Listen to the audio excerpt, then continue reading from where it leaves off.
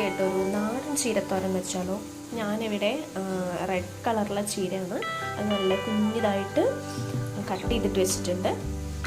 അപ്പോൾ കട്ട് ചെയ്ത് വെക്കുമ്പോൾ ഇത്ര അധികം ഉണ്ട്, പക്ഷെ നമ്മൾ കറി വെച്ച് വരുമ്പോൾ വളരെ കുറച്ചുണ്ടായിരിക്കുള്ളൂ, പെട്ടെന്ന് ചുങ്ങിപ്പോവും.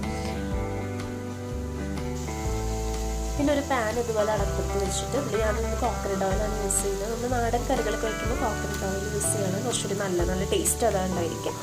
അങ്ങനെ ഓയിൽ ചൂടായിലേക്ക് ഞാൻ അതിലേക്ക് ചെറിയൊരു സവോള കട്ട് ചെയ്തിട്ടിട്ടുണ്ട്. ചുവന്നുള്ളി ഉണ്ടെങ്കിൽ അതായിരിക്കും കുറച്ചുകൂടി ടേസ്റ്റ്. അപ്പോൾ എൻ്റെ അടുത്ത് നിന്ന് ചുവന്നുള്ളി ഉണ്ടായിരുന്നില്ല, അപ്പോൾ ഞാൻ സവോള കട്ട് ചെയ്തിട്ടിട്ടുണ്ട്. പിന്നെ അതിലേക്ക് ഒരു 3 പച്ചമുളക് കട്ട് ചെയ്തിട്ടിട്ടുണ്ട്. അതൊരു ടേസ്റ്റിന് വേണ്ടിയിട്ട്, ഇതൊക്കെ വീട്ടിലുണ്ടായ പച്ചമുളകാണ്, അപ്പോൾ ഒരു ടേസ്റ്റ് കൂടുതലായിരിക്കും. ഞാൻ അങ്ങനെ കട്ട് ചെയ്തിട്ടുണ്ട്. ഇതൊന്ന് ഈ സവാള ഒന്ന് വഴണ്ട് വരണം. ഒന്ന് ഗോൾഡൻ ബ്രൗൺ കളർ ആകുന്ന വരെ നന്നായിട്ടൊന്ന് വഴറ്റി കൊടുക്കാം. നമ്മുടെ സവാളൊക്കെ നന്നായിട്ട് ഇങ്ങനെ വഴറ്റി വന്നിട്ടുണ്ട്. അതിലേക്ക് ഇങ്ങനെ ആവശ്യത്തിനുള്ള മുളക് പൊടി ഇട്ട് കൊടുക്കുകയാണ്. എത്രയാണ് എരിവ് വെച്ചിട്ടുണ്ടെങ്കിൽ മുളക് പൊടി ഇട്ട് കൊടുക്കുക. ഈ മുളക് പൊടി നന്നായിട്ട് ഇട്ട് വരണം. പിന്നെ അതുപോലെ തന്നെ അതിലേക്ക് കുറച്ച് മഞ്ഞൾപ്പൊടി ഇട്ട് കൊടുത്തിട്ടുണ്ട്. പിന്നെ ആവശ്യത്തിന് ഉപ്പ് ഇട്ട് കൊടുക്കുക. നമ്മൾ ചീര ആയതുകൊണ്ട് ഉപ്പ് പെട്ടെന്ന് പിടിക്കും, കുറച്ച് ഉപ്പ് ഇട്ടാൽ മതി. അപ്പോൾ ആവശ്യത്തിനുള്ള ഉപ്പും കൂടി ഇട്ട് കൊടുത്തിട്ട് നന്നായിട്ട് മിക്സ് ചെയ്യാം. അപ്പോൾ നമ്മുടെ സവാളയൊക്കെ നന്നായിട്ട് വഴറ്റി വന്നിട്ടുണ്ട്, നല്ല മണം വരുന്നുണ്ട്. അല്ലെങ്കിൽ നമ്മൾ കഴുകി വെച്ചിട്ടുള്ള നമ്മുടെ ചീര ഇട്ടിട്ട് കൊടുക്കുക. ഇടുമ്പോൾ ഒത്തിരി തോന്നിക്കുന്നുണ്ടെങ്കിൽ ഇത് കറി വെച്ച് കഴിഞ്ഞാൽ ഭയങ്കരമായിട്ട് ചുങ്ങിപ്പോവും.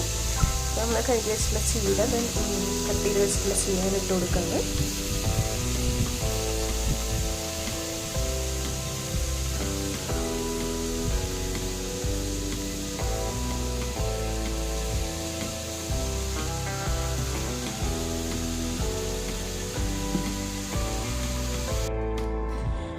ഞാനിതിവിടെ ചീരയും പിന്നെ ആ മുളകും ഉള്ളിയും ചേർന്നിട്ടുള്ള ഒരു മിക്സും കൂട്ടിയിട്ട് നന്നായിട്ട് യോജിപ്പിച്ച് കൊടുത്തിട്ടുണ്ട്.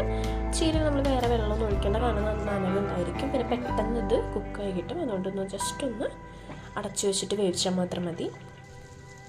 നമ്മുടെ ചീര ഇതോടെ നല്ല സോഫ്റ്റായിട്ട് വന്നിട്ടുണ്ട് കേട്ടോ. ഇതൊന്ന് കുക്കായപ്പോൾ ഇതിലുള്ള ക്വാണ്ടിറ്റി ഭയങ്കരമായിട്ട് കുറഞ്ഞ പോലെയായി. ഇനി നമുക്ക് ഇതിലേക്ക് ആണെങ്കിൽ കുറച്ച് പരിപ്പ് കൂടി ഇട്ട് കൊടുക്കാം. എനിക്ക് പരിപ്പ് ഭയങ്കര ഇഷ്ടമാണ്, ഞാൻ കുറച്ചുകൂടി വേവിച്ച് വെച്ച് പരിപ്പ് കൂടി ഇട്ട് കൊടുക്കുന്നുണ്ട്.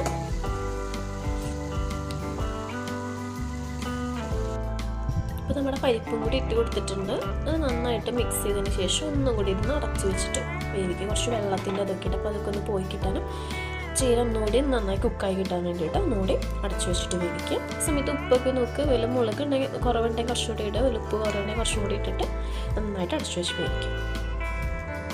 അങ്ങനെ നല്ല ടേസ്റ്റി ആയിട്ടുള്ള നമ്മുടെ ചീരത്തോരൻ റെഡി ആയിട്ടുണ്ട്. ഇത് ചീര പരിപ്പ് തോരനാണ്. പരിപ്പ് ഇഷ്ടമുള്ളവർക്ക് ഇട്ടാൽ മതി, അല്ലെങ്കിൽ നമുക്ക് ചീര മാത്രം ഇട്ടിട്ട് അതിൽ പിന്നെ തേങ്ങ ചിരകിതിട്ട് അങ്ങനെ എന്തെങ്കിലും ചെയ്യാം. നല്ല ടേസ്റ്റി ആയിട്ടുള്ള കറി നമ്മുടെ റെഡി ആയിട്ടുണ്ട്. പിന്നത്തെ വീഡിയോ ഇത്രയേ ഉള്ളൂ. Thanks for watching. ബൈ.